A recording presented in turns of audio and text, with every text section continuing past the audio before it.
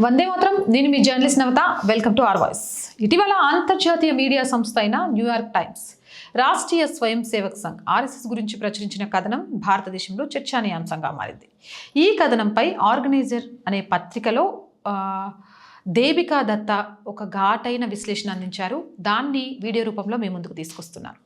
పశ్చిమ దేశాలు భారతదేశాన్ని, ముఖ్యంగా హిందూ సాంస్కృతిక సంస్థలను అర్థం చేసుకోవడంలో ఎలా విఫలమవుతున్నాయి అనేది ఈ వ్యాసం చాలా క్లియర్గా చెప్తోంది. పాశ్చాత్య మీడియా తరచుగా భారతదేశంలోని కొన్ని సంస్థలను ఒక భయంకరమైన శక్తిగా లేదా రాక్షసులుగా చిత్రీకరించడానికి ప్రయత్నిస్తుందని, అలాగే వాస్తవాలతో సంబంధం లేకుండా ముందుగానే సిద్ధం చేసుకున్న ఒక భావజాలాన్ని ప్రజలపై రుద్దడం పశ్చిమ దేశాలలోని కొన్ని వర్గాలకు అలవాటుగా మారిందనేది తెలుస్తోంది. న్యూయార్క్ టైమ్స్ తన కథనంలో ఆర్ఎస్ఎస్ను నాజీలతో పోల్చడం నిజంగా కూడా దురదృష్టకరం.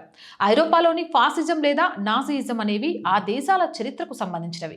వాటిని తీసుకొచ్చి భారతీయ సామాజిక వ్యవస్థకు అంటగట్టడం అంటే ఇక్కడి వాస్తవాలను వక్రీకరించడమే.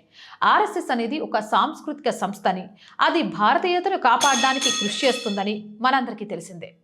ఇక ఆర్ఎస్ఎస్ని ఒక అతి శక్తివంతమైన రహస్య సమాజంగా అభివర్ణించడంపై అభ్యంతరం వ్యక్తం చేస్తున్నారు.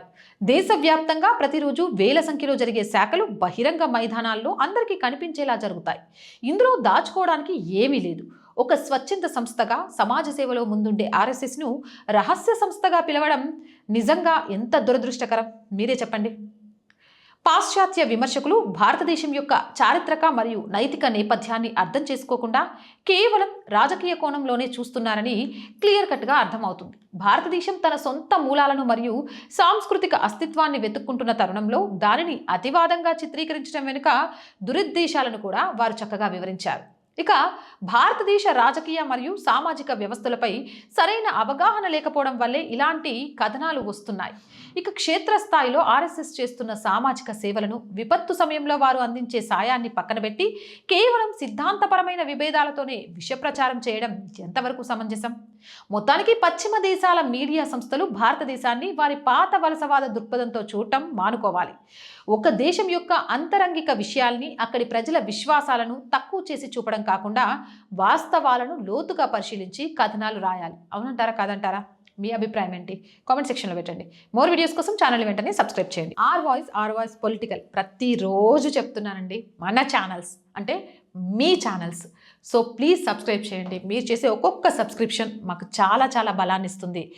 అలాగే ప్రతి కంటెంట్ని లైక్ చేయండి, షేర్ చేయండి, కామెంట్స్ చేయండి. ఈ మధ్య కామెంట్స్ చాలా తగ్గుతున్నాయి. ఇలా చేయడం ద్వారానే మన వీడియోస్ వైరల్గా మారుతాయి. అండ్ ఆర్థికంగా ఆర్ వాయిస్కి చేయూతను అందించండి. ఈ ఛానల్ ఆర్థికంగా నిలబడటంలో మీరు మీ బాధ్యత అనుకొని మాకు సహాయం చేయండి. చేయాలి అనుకునేవారు సబ్స్క్రిప్షన్ పక్కనే జాయిన్ అనే బటన్ ఉంది. 1 to 5 లెవెల్స్ ఉన్నాయి. ఏదో ఒక లెవెల్లో సపోర్ట్ చేయండి. లేదా స్క్రీన్ మీద గూగుల్ పే, ఫోన్పేతో పాటు అకౌంట్ డీటెయిల్స్ ఉన్నాయి. మీకు తోచిన సహాయాన్ని అందించండి. వ్యాపార ప్రకటనల కోసం 8328 500 576 నెంబర్ని సంప్రదించండి. జై హింద్, జై భారత్.